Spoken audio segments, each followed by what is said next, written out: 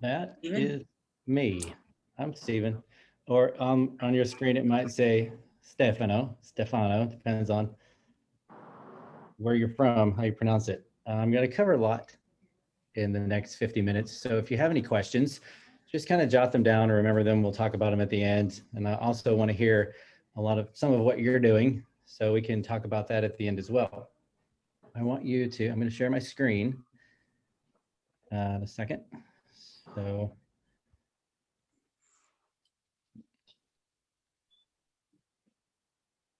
well, let's get on with this. There we go. Okay, so I want you to always remember the takeaway.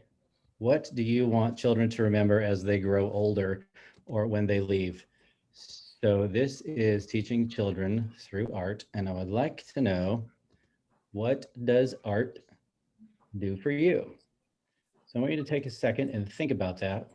What does different types of art do for you? Now there's no wrong answer. So throughout this whole time, there was no wrong answer.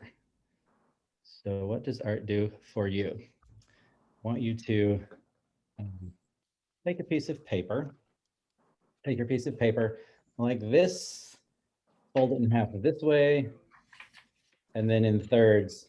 Doesn't have to be perfect. Doesn't have to be perfect. So we're just gonna make 6 squares. So it ends up looking like this. You'll see it on your screen. Very simple. And it's okay if the top, it was easy to do on this and make it all proportionate. It's okay if one's bigger and one's smaller at the top. Doesn't matter. Again, it's not wrong, because if you do this with kids, it might be different. They may have an inch at the top and like 9 inches at the bottom. It's okay. So take a piece of paper, and then how I have 1, 2, 3, 4, 5, 6, just write those numbers, because I'm going to show you some pictures. And then I want you to draw a face. It can be anything. Let's just say, I'm going to show you a quick example of if I said, I'm going to have French toast for breakfast. So this is what I feel when I know I'm going to have French toast for breakfast. I'm happy. So I'm going to show you some pictures. And then I just want you to write like the first word or phrase, not a big long phrase. If it's like 3 words, 5 words, that's good. Nothing, like, oh, I think that makes me feel, and just keep going. 1 word or just a few. So here's the first picture. So in the first square, just draw a face of what you feel or whatever that makes you say. And if you have a dark pen or a marker, use that so that when you show it, we can see it. Second picture.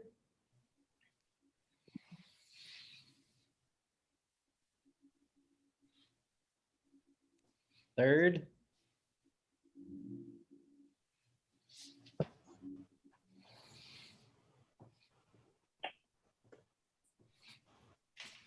Fourth.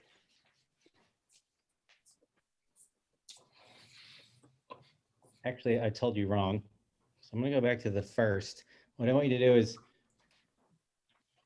write the word, not the face. That's later. That's a later example. So just good. write the word. I'm sorry. So you're just writing the word. Like this one, what word comes to your mind? Not the face. That's later. I'm sorry. Second one, here's the word or phrase. Again, not the face. Third, what word or phrase comes to your mind? Okay, and then we're back to the fourth.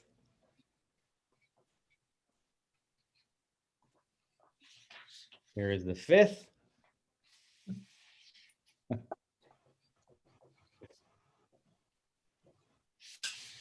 And the sixth.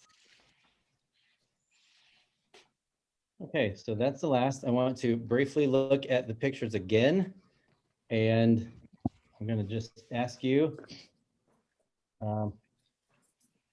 what word has come to your mind? So for this one, Kelly? Relax.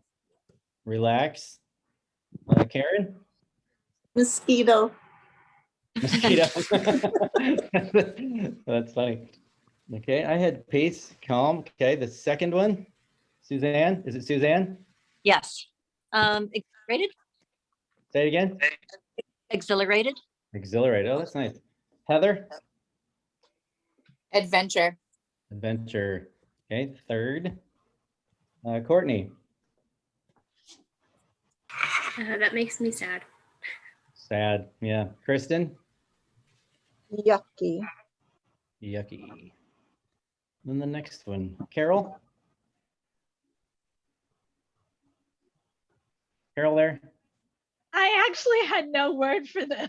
That's okay. That's all right. I wrote lunch. Okay, the next one. I love this picture because everybody always either smiles or they're like, oh, you can see their head cock, or just you just know what everyone's feeling. So Kelly, what did you write for this one? Pure love. Pure love.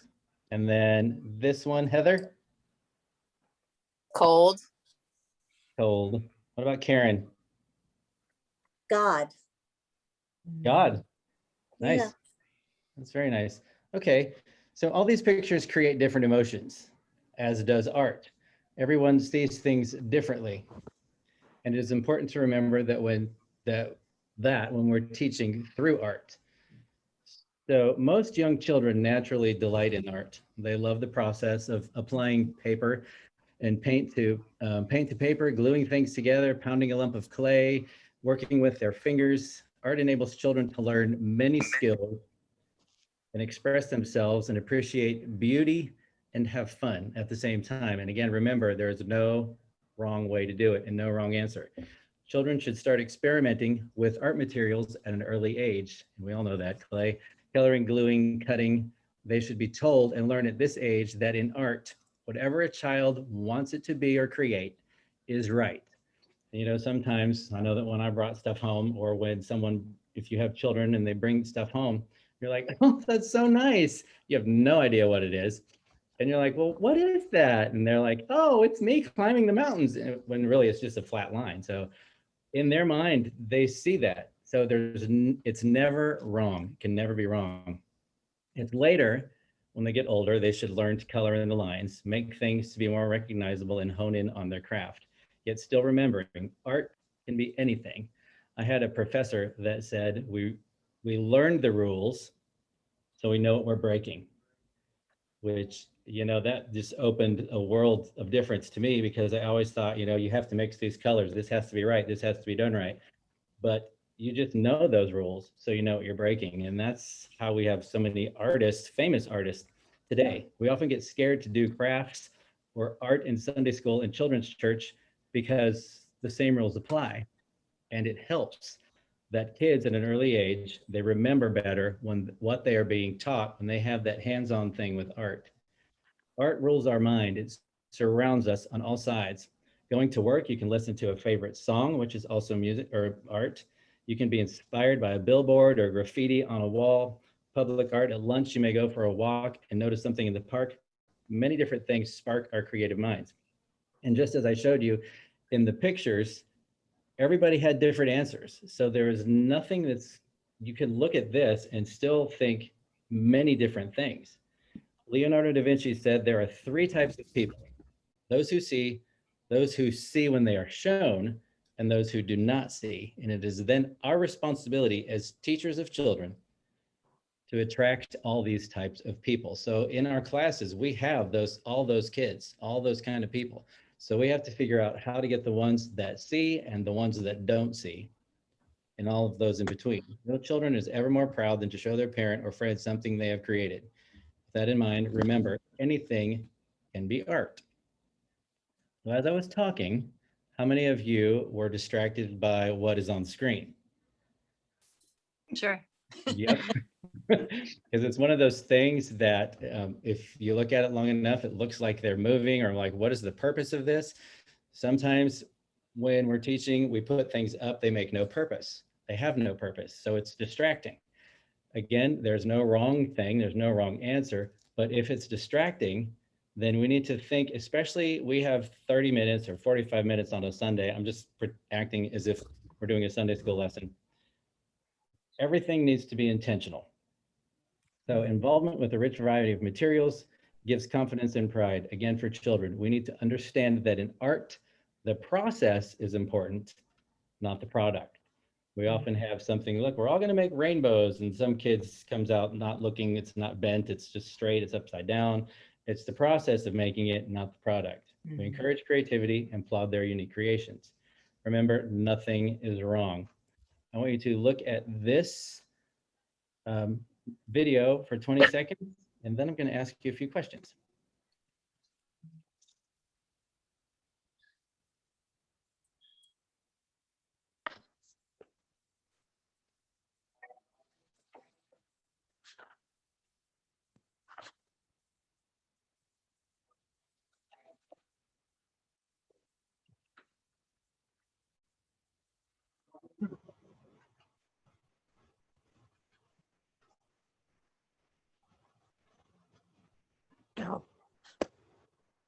Okay, so what did you see? I'm just going to go down the line. Kristen, name one thing that you saw, one or two things. I saw a lot of umbrellas, so I'm guessing it was raining in the first set, and then in the second set it wasn't raining. Okay, Heather? I saw Levi's and I saw a group of young women on a billboard. Okay, Courtney? This is gonna be totally different than everyone else, but I see chaos. True, that's what you saw. Kelly? People? Okay, Suzanne? New York City, Yes, Karen? hectic and joy. Hectic and joy. Carol? Mine's totally different. The words pre-COVID came to mind. Ah, That's the life, Awesome. that's where we're living right now. That's fine. Did anyone happen to see the one-way sign at the beginning? Yes, yeah. Okay, and anyone see Bubba Gump, the spinning sign? no, Yes. You did. Good. Okay. It really doesn't matter. There's a lot going on. So everyone is going to see something different. Most people saw the red tables because that's what red, yellow, that's the thing that comes out. Nothing is wrong. Nothing was more important than the other. So we all see different things. So how do we combine these things to help children learn scripture and biblical principles or stories through art? First of all, I picked Bible stories we are familiar with, so we don't have to go deep into them for the stories right now. But as you teach the story, let me suggest that you go deeper into the story as opposed to just what we typically learn. Make it a series. Sometimes we think that we've got to hurry up and get these things in, but really we don't. If you make it a 6 to 8 week series or 8, we did as many as 12 weeks on the story of Moses once. And we went deeper into it, giving them more information than just the typical, Pharaoh wanted to kill the Hebrew children, and then they hit him in a bulrush, and then the princess found him. Just instead of the highlights, go deeper into it because the kids will remember that and they will learn it. So let's take the story of Moses. Using the story of Moses, first of all, dig deep into your stories. Don't just don't continue to repeat the things year after year after year of the same thing for kids. You may even, if you know that you're going to have kids from first grade to sixth grade, make a 6-year rotation of your stories and continue with that and then repeat because you know you're going to have them for 6 years. The teacher could read the story and appoint children for each character or role play. What could be used for simple items for costumes in the story of Moses? What could be used for simple costumes for these people? Think creative. Pharaoh, Jethro, Mariah, Miriam, and the princess. Pharaoh, Moses' mother and father, Moses' sister, and the princess. What simple items could we have available to just throw on the kid as we read the story for them to role play? You can answer this question. Small blanket. Small blanket. For Yeah, Miriam, staff. you should do a tambourine. Yes. Miriam, a tambourine. A What about the staff. princess? Say again? A staff. A staff? Yes. What about the princess? tiara, Tiara. Yes. Love that. These are some suggestions that I asked kids, and this is what they said. So the Pharaoh, I don't know if you've ever taking a white t-shirt and just put it over your head with the sleeves hanging down, you know, makes you look like a pharaoh. Very simple. You just throw that on. And I know that it gets the kids more involved. So if we have Moses' basket and you're teaching on the basket, what is some creative way? And instead of me just telling you, that's why I'm asking you, what is some creative way that we could make a basket for a kid to take home? You Anybody? could do some weaving with construction paper. Weaving with construction paper. That's great. Anything else? I know I'm putting you on the spot. You don't have to come up with some marvelous creative idea right at the moment. But just think of what could be different. Kids will remember the story quicker and better when they are able to act it out or see it in front of them. Notice back in the other thing, everyone had a name. So it's just not like, you know, Moses' father. What was Moses' father's name? Teach those things. That's what I meant by going in deeper, because a lot of times we just say Miriam or Moses' mother. She had a name. Let's continue to go on with that. If you're ambitious like we were, you can have the kids remove their shoes and actually walk through the sand of the desert. Or if you don't want to get all into that, you know, just have a sand table and let them run their fingers through it. So what could you do with sand? What could you do with the water? What could you do with everything that you're teaching in some creative artsy way, where you're not just saying that they walk through dry land, they walk through the sand, they walk through the desert. Always give them a visual. And I know that Judy, every 3 to 5 minutes when she's teaching, changes. So you want to keep the kids' attention by changing. So I want to now take your piece of paper that you did this on, and this is where we're doing the faces. Flip it over and turn it this way. And then I am going to ask you 6 questions, and this is where I want you to draw the face. So before, if you weren't here, when I said I'm gonna have French toast for breakfast, this is what I feel. This is the feeling that I get. So all I need you to do is draw the face of the feeling. And the first question is, how do you think the children of Israel felt when Moses told them Pharaoh had set them free? On the top square, just draw a face of what you think the children of Israel felt when Moses told them Pharaoh had set them free.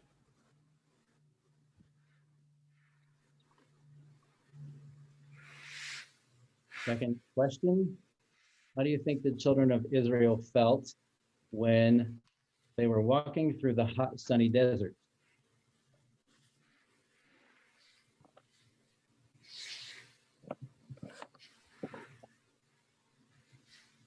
Just face. Third, how do you think the children of Israel felt when they came upon the Red Sea and they were being chased by the Egyptian soldiers? How do you think the children of Israel felt when they came upon the Red Sea and were being chased by the Egyptian soldiers?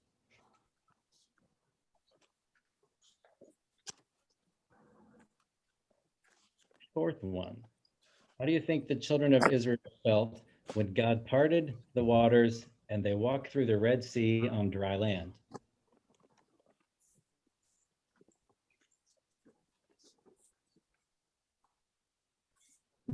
Next question. How do you think the children of Israel felt when God supplied them with food every day?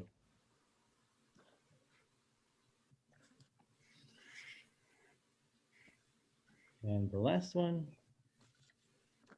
How do you think the children of Israel felt when they were wandering through the desert for 40 years?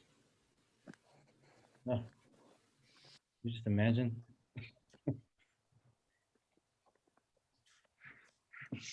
Okay, now I'm going to unshare because I want us to hold up your papers and let's see what everyone looks like. Moses told them Pharaoh had set them free. Yes, they were happy. Oh, nice. Right. Karen, get yours a little closer to the camera. Sorry. Yeah, that's good. Better. Okay. Great. How do you think they felt when they were walking through the hot, sunny desert? Right, those are good. right? Okay, let's do 4. How do you think they felt when God parted the waters and they walked through the Red Sea on dry land? Right, those are so fun. What number was that one? That was number 4.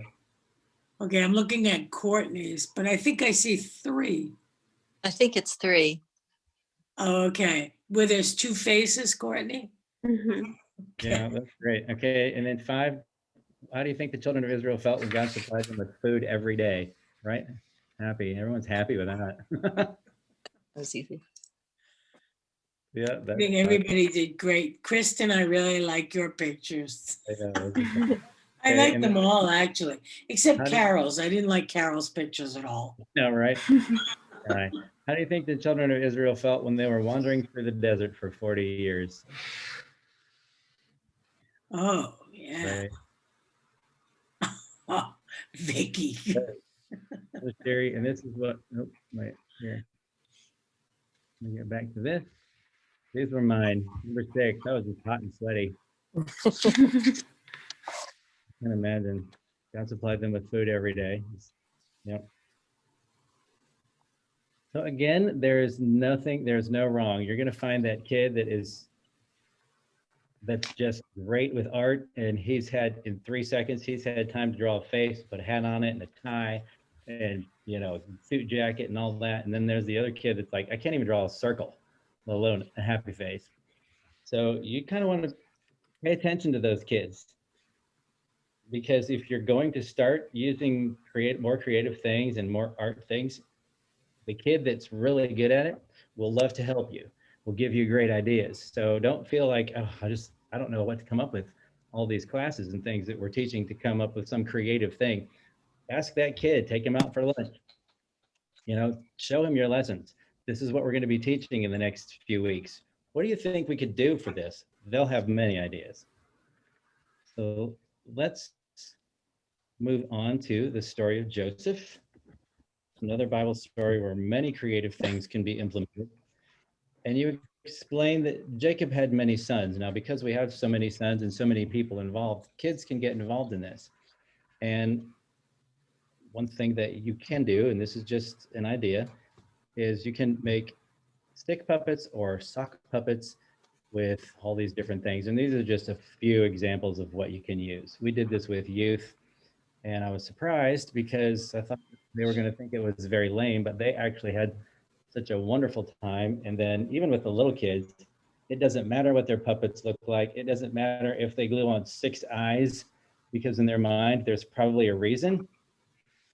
One of the ladies in the last thing said that the kid glued on 6 eyes, and the teacher was just like, oh, no. But the kid was like, well, that's what it says the lion looked like. And he was talking about in Revelation where they had 6 eyes. And once she knew that, she was like, oh, well, okay, you get to have 6 eyes, because that's what it meant to him. So here are different things, especially with Joseph, because there's 12, and then you can have the kids act it out with the puppets. It matters not what they look like. There's never a wrong answer. If there's 1 eye, if he's a cyclops, if you have more time to go into things, just let it go, because that kid, this is Joseph, and it looks amazing in his eyes. For us, yes, as adults, we get older and we're like, everything has to be perfect. It can't always be that way. So here are just some examples. And what else could we do with, if not the stick or not the socks, what else could we do to help the kids act this out? You can answer these questions if you have any idea of other things. We've done paper dolls. Paper dolls are great. With the story of Joseph, or just anything? Could be anything. It doesn't have to be just Just Joseph. anything. The kids usually design their own clothes for them. That's awesome. Like with these sock puppets, you can make them generic and then use them for many different stories if you wanted, or just, always bring them out and then tell the kids, look, we're going to use our sock puppets next week. And that gets them very excited. So while the children are creating their puppets or their clothes or whatever, use that time. Yes, you're going to have some leaders to go around and help. Use this time to ask them questions relating to the story. And these are just some that, I'm throwing out there. How many sons did Jacob have? And you ask that generally into the air and everyone yells, how many sons did Jacob have? 12. Yes, there you go. Who was Jacob's favorite wife? Rachel, Oh, Rachel. Okay, why do you think Joseph was Jacob's favorite son? because he was Rachel's oldest son. There you go. All right, all right. Why do you think Jacob chose a coat of many colors to give to Joseph to show him he loves him? Because it was Difficult question. beautiful. Say it again. because it was Say that expensive. again. Yes, it was expensive.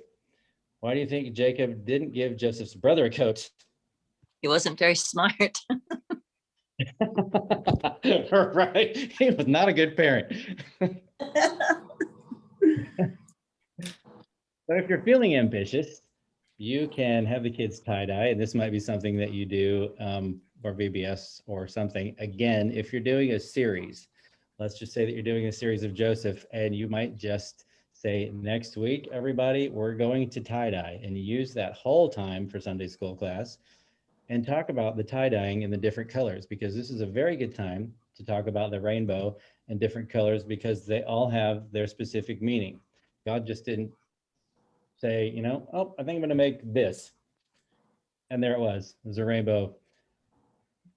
God is very significant and intentional, obviously. We know that about what he's done. So red is passion, orange, creativity, yellow, wisdom, and you can see what those are. And you can take a week for each one of these and work on that color and have everything in your classroom. Everything is red. Everything for that week is red, and you're teaching on red. So by the time they get to the end, this is what the coat represented of many colors, because this is what Jacob wanted to give his son and understand that he probably thought many of these things about Joseph. So each week is a different color.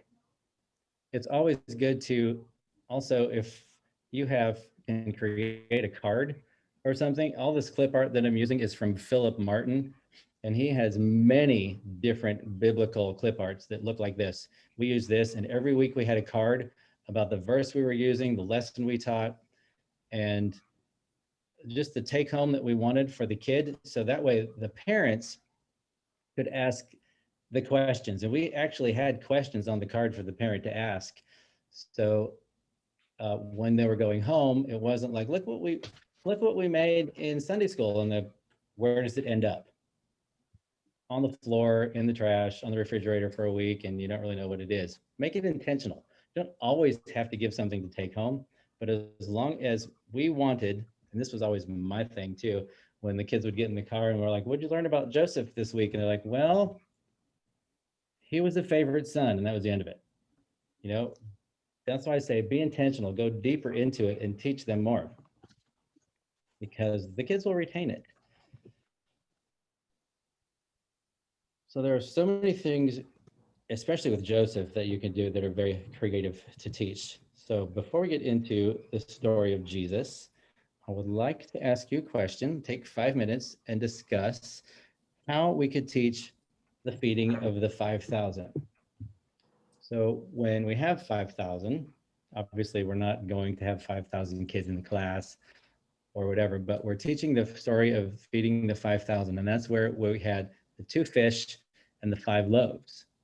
So when you teach that, what are some creative ways, artsy ways that we could teach that to the kids rather than just showing them on a flannel graph, or, implementing intentionally that they can see the difference in what Jesus did when he fed the 5,000. Any ideas? Have them sit in groups like Jesus did. Say that again? Have them sit in smaller groups like Jesus did. Yeah. That's very good. And since you brought that up, don't be afraid to move the chairs or make it different every week. I know it's a lot of work, but why are we doing it anyway?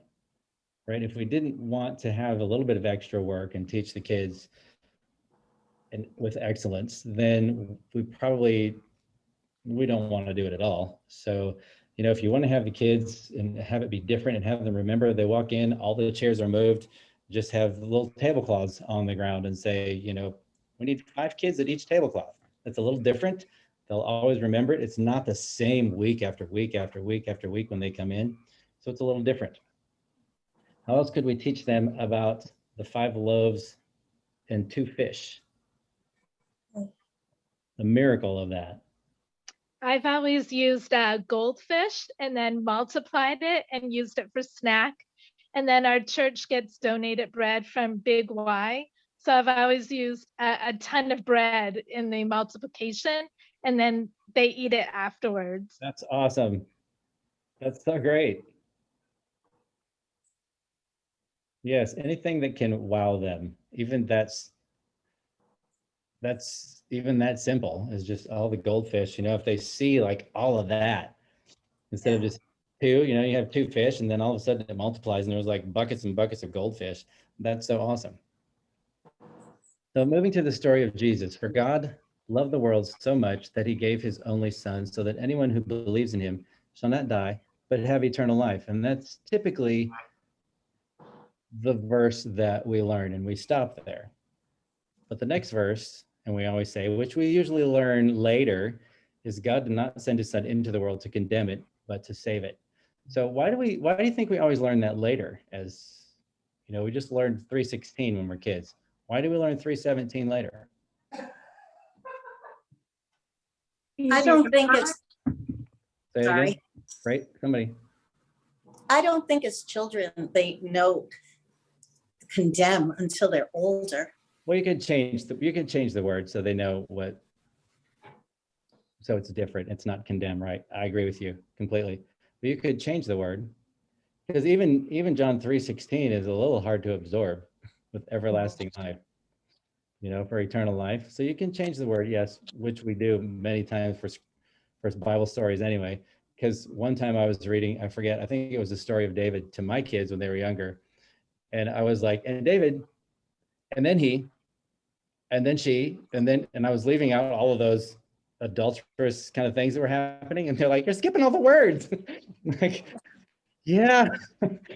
So yeah, we need to change, we need to change the words to make it better for the kids to understand. But I think it's important for them to know 3:16 and 3:17. So have you ever lost a toy or had to give a toy to someone because your parents made you, or you just felt like you should give the toy away and then later regretted it? So have the kids either bring in a toy, or just as simple, just have them draw their favorite toy and then take it from them. You can take it from them and just put them in a pile or give it to someone else, and say, you know, this is what it might have felt like for God to give up his son. You know, he lost his son, and then, you know, your toy is lost. We just took your toy, you know, just things that can make it a little more, again, intentional, where the kids are getting that hands-on instead of just talking. Because just like us as adults, at least I know me, when I'm sitting in a sermon and it's just going on for 45 minutes and I'm like, I can't deal with it. I got to get up and move or something. You know, when the pastor throws in a joke or story or something that just grabs your attention, because that's what they've been taught to do. It's the same for kids. It's actually worse for kids. So that's why the 3 to 5 minute rule is, if you have a game or something that can go along with your story, and then just keep it moving, you know, keep it different. So you can just give the kids something like a lump of clay or Play-Doh or anything that you could say, what do you think God felt like? Mold your clay into what you think God must have felt when he sent his son, when he lost his toy, when he lost his son, whatever you think. And then again, there's no wrong answer. It might not look like this, might not look that great. But you know, it might be just 2 eyes and a big long nose or something. Or if you feel like that's just too much, again, for kids who aren't good at this, you know, again, my son would in a minute would make some wonderful looking sculpture of David. You can also just, with ink, use their thumbprint. It's getting the kids involved, and then just draw a face. Draw a face of what you feel God must have felt like when when he sent his son to earth, or, when you lost your toy, which face would you depict? And let them draw that. And they don't have to be great. And again, there will most likely be that kid that you're just going to look out for, and he's going to be good, or she, and just use that to your advantage. Let that kid once again help you with things. So then there's also many times people have crosses in their home, especially the story of Jesus. We always focus on the cross, and they have stories or crosses in their homes. So clearly we want to send the kid home with some sort of cross, and there's many different things, especially these days when you can get online and you can do it to Pinterest, and you can, share with each other different crosses, and the cross you make out of a palm branch. And this was just made out of crayon, and you just drag the eraser. I'm sure we've all done that. So then I also want to tell you, in biblical stories, there are so many famous paintings. Here is an excellent place to also introduce kids to famous art. A lot of times I know that we get scared of, I just from working with some other people, they don't like to bring in those kind of things. Let's just keep it focused on the Bible, just Bible stuff. But so many of those were created and are beautiful pictures. So if you look at these, they're just going real quick. These are all famous paintings. This one ending, and I don't know if I say her name right, but she is the girl that had a vision of, this is the vision she had of Jesus, and she painted it. She saw this. So just like Leonardo da Vinci, he was commissioned from various popes for his painting, especially the painting of the Last Supper. He was commissioned for that, and he studied that. And there's stories of, he had painted silver goblets on the table. And when he looked at that, he asked some people to come in, and he said, what is the one thing that you notice first? And many of them said the silver goblets. He got rid of those because he wanted people to focus on the Christ. And just the story around the painting of the Last Supper is so amazing, that those are good things that you can teach, and what the painters felt. And that Michelangelo and the Sistine Chapel and how it was created. And that is the story of the creation with the fingers. And that was one of the first things that you saw that went by. And you can take a week or two and just talk about this.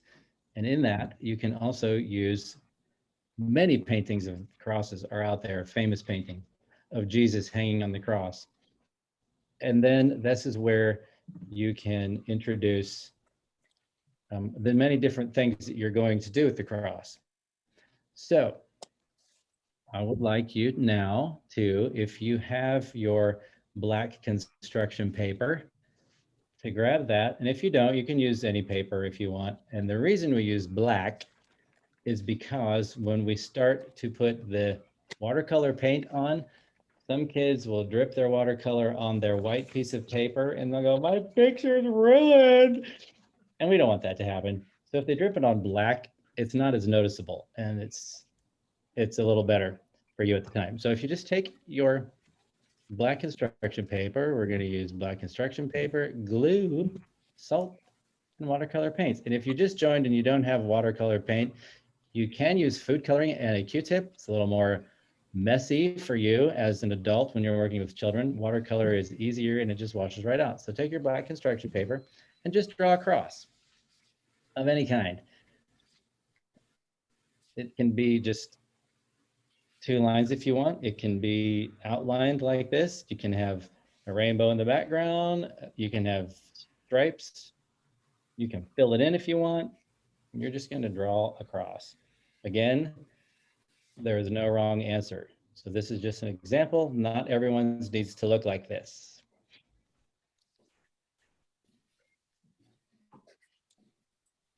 And then when you're finished, just look up. So that way I kind of know that.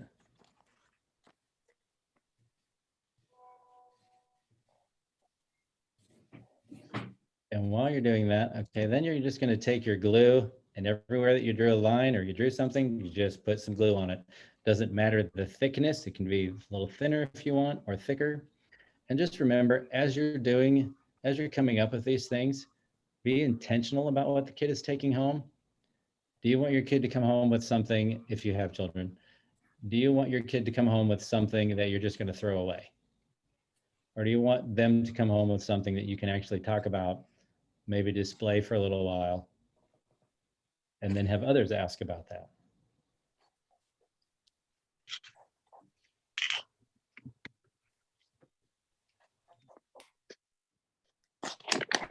Don't you hate that when you don't know that that little thing is in the glue? It's like, why won't the syrup come out?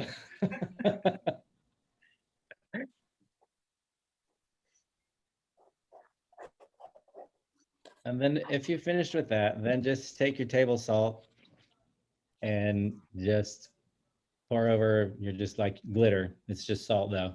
So pour that over your glue and then just dump the excess off of your cross. First, I thought you said table saw, and I thought you were, Table saw, take your table saw, right? you were saying if you were listening.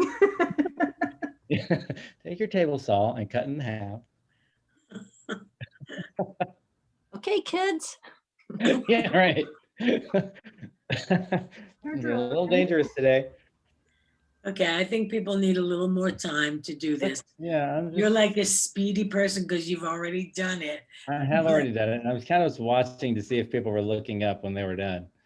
So when you finish your, and then we'll wait for you to finish, get to catch up with the salt. And you can either pour the salt back in the shaker that you haven't used, or just throw it away, Or throw it over your left shoulder. or that. In Maine skiing, so I don't have any supplies. Suzanne.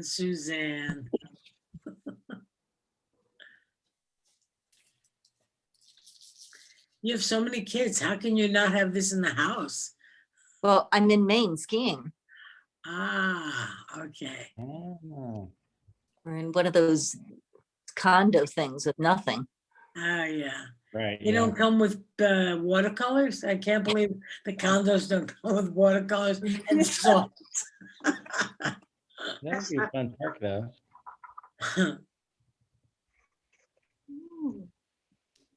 Anyone need more time? Okay, so after you've done the salt, then what you want to do is with a pretty wet brush in any color that you want, is you're going to dip the watercolor onto the salt. And all you have to do is just place it. You don't have to brush it or anything. If you just wet your brush, put it in the color you want, and just dab it on the salt will absorb the color. Again, there is no wrong way to do it. This was my son, and he wanted the rainbow, and he wanted everything. He's a perfectionist. He wanted everything perfect. And then just in his example to show you how it doesn't have to be perfect, here is mine. It's a little different. And I wanted to show you how you just kind of pour the salt on. And then mine just kind of came out like this. Wasn't real straight or symmetrical. It was, I was the kid that's just kind of like talking to everybody while I was making mine. Because I wanted to make sure everyone else was having fun and doing theirs right. So as they're doing this, then you talk about, obviously, things of the cross or the colors. Once again, you go back to, so this one? Yeah, if you go back to that one, you can talk about all of the rainbow, or if you've talked about that previously. Everyone good? I think that's you, Stephen. I don't know how. Doing what? I don't know. There's like a background sound. No? Okay, sorry. Go ahead. May have been. So as you do those things, remember, kids and pretty much everyone remembers when they have hands-on things. So what do you want the kids to go home with? What do you want the takeaway? What do you want the children to remember as they grow older? There are kids that have remembered this SALT thing or things that we've done in VBS or Sunday school when we were little. Some of the things that stuck out the most to us, we still remember. Kids will always remember it. And again, when you go in depth with a bigger story, make it longer so they're learning more of the story, they'll remember that for the rest of their lives and it'll come back to them. Always think of some way that you can differently describe the story. We did Jacob's Ladder and we had, just real quick, we had 10 different sized ladders and had allowed the kids to climb the ladder of their choice. Of course, we were with them. If they were smaller kids, went from a 2-foot ladder to a 22-foot ladder and did different things. We had games and things at the top or the bottom, just so the kids remember, and they still remember those. Kids who were 6 and are now 17, 18, are like, remember that time we did the ladder thing in Sunday school? Just because it was different. You know, something that, yes, it took a little time for us to get the ladders in, big deal, you know, so take some time, take some extra time and be more creative, dig deeper, take more time. Once again, if I could reiterate anything, it's think of things out of the box and take more time with lessons. Don't feel like you have to do them in 2 lessons just because we're trying to keep on a track. The more that you can reiterate and go over things and dig deeper, the more the kids will know and learn. And remember. Okay, thank you, Stephen. That was very Yeah, good. Absolutely.